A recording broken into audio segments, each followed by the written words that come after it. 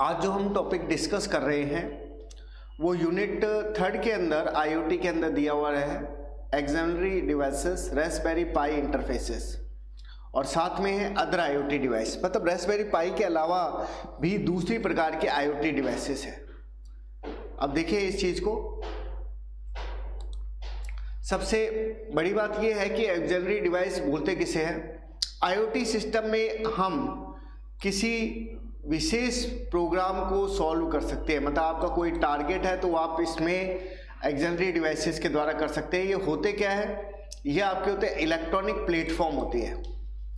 इस डिवाइसेस में कुछ जो ज़्यादातर जो यूज आते हैं, जो आप नेट से मंगवा भी सकते हैं, आपके बाजार में भी मिल जाएंगे, तो आर्डिनो और रास्पबेरी पाई, ये दो सर्किट है, इलेक्ट्रॉनिक डिवाइसेस है। सारी सर्किट आपको खुद को नहीं बनाना, सर्किट पहले से बने हुए हैं, आपको केवल उसको परचेज करना है। और वो एक तरह से ऐसे समझो कि आप मदरबोर्ड की तरह होंगे, छोटे मदरबोर्ड होगा जिसमें सारी चीजें होगी।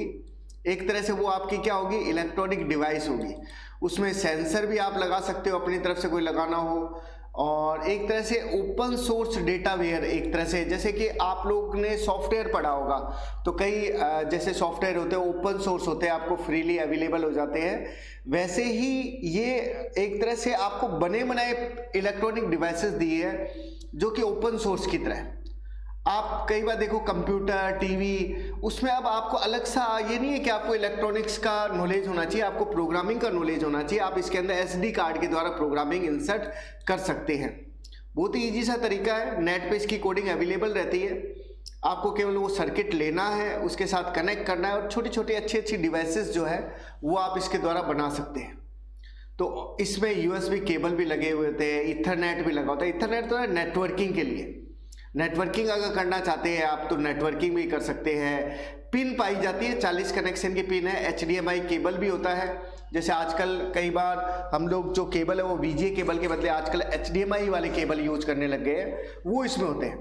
प्रोग्रामिंग देखो वैसे तो कोई भी डाली जा सकती है इसमें, लेकिन ज़्यादातर पाइथन की जो प्रोग्रामिंग है, अगर आपको पाइथन नहीं आती है तो बने बनाए कोड नेट पे आपको उपलब्ध मिल जाएंगे। जैसे मान लो LED लाइट को ऑन और ऑफ करना है तो आप पाइथन की प्रोग्रामिंग से उसमें कर सकते हैं।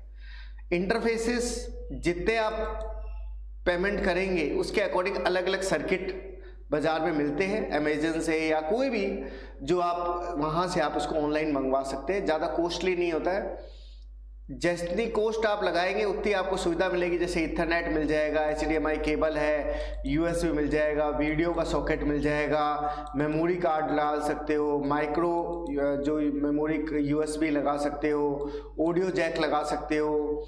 इस तरह से कैमरा अगर कनेक्ट करना चाहो तो कैमरा भी कनेक्ट कर सकते हो। ये एक सर्किट सा, हल्का सा सर्किट अपन ने समझाने की कोशिश की है कि लगभग यहाँ वीडियो का या ऑडियो का या USB, इथरनेट कनेक्शन, कैमरा करने के लिए HDMI, USB पावर, इस तरह से उसमें सॉकेट लगे हुए रहते हैं।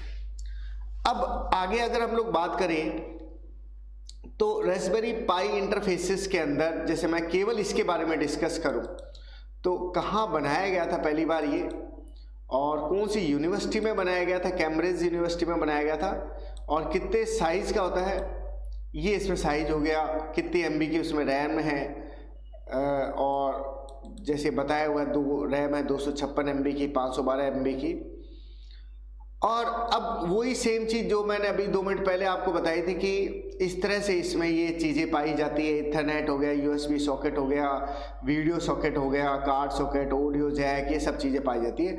कुछ ऑपरेटिंग सिस्टम है, नाम आपने शायद ही कभी सुने होंगे, लेकिन इस तरह के OS भी होते हैं, छोटे ऑपरेटिंग सिस्टम होते हैं जो इसको चलाने के लिए बने होते हैं। आपको डालने की जरूरत नहीं है, कंपनी वाले खुद ही उसमें OS डालेंगे, आपको तो केवल उसके अंदर कोडिंग वाली जगह को यूज करना है। तो नाम आपको याद रखने हैं अगर आप पेपर दे रहे हैं तो उसके अकॉर्डिंग।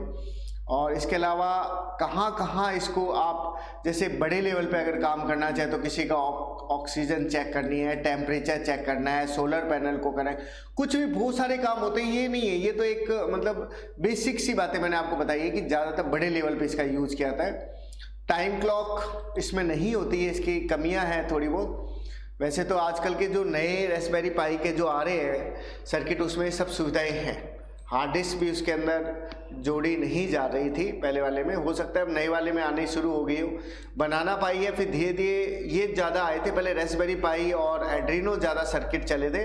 अब आजकल बनाना पाई है, वो फास्ट है, रैम DDR3 यूज कर लेता है, 40 पिन का है, वाईफाई उसके अंदर है, ब्लूटूथ उसके अंदर है, पावर और रीसेट का बटन होता है जैसे आपके कंप्यूटर के अंदर होता है, बैटरी मैनेजमेंट है, कैमरा है, लैन है, ये बेसिक सी चीज़ें। सभी जो भी आप अदर IoT डिवाइसेस यूज करेंगे उसमें आपको ये सब चीज़ें, इथरनेट हो गया, पिन है थोड़ी बहुत कुछ अलग हो सकती है। अब ये तो मतलब एक बेसिक सा आइडिया आपको दिया हुआ है, 13 पिन का हेड है।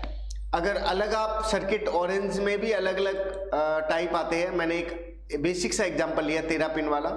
कैमरा है, वाईफाई है, HDMI केबल है, इनके बारे में भी आप समझा सकते हैं। ऑडियो जोड़ने के लिए, कैमरा जोड़ने के लिए, वाईफाई जोड़ने के लिए। इसी तरह से नियॉन का भी आता है।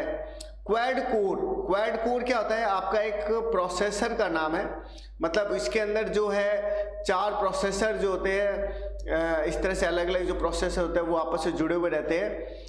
कई प्रोसेसर का जो ग्रुप होता है उससे उसकी स्पीड पे क्या पड़ता है, फर्क पड़ता है। माइक्रो SD का कार्ड है, ऑडियो जैक है, ओनियन नाम से भी है, 128 MB की रैम है, माइक्रो SD कार्ड है, पिन हेड है। लेकिन कॉमन सी बात है कि सब में एक जैसा ही है। लगभग ये प्रोसेसर जो है वो हर्ट्ज के अंदर नापी जाती है, इसकी फ्रिक्वेंसी जो होती है।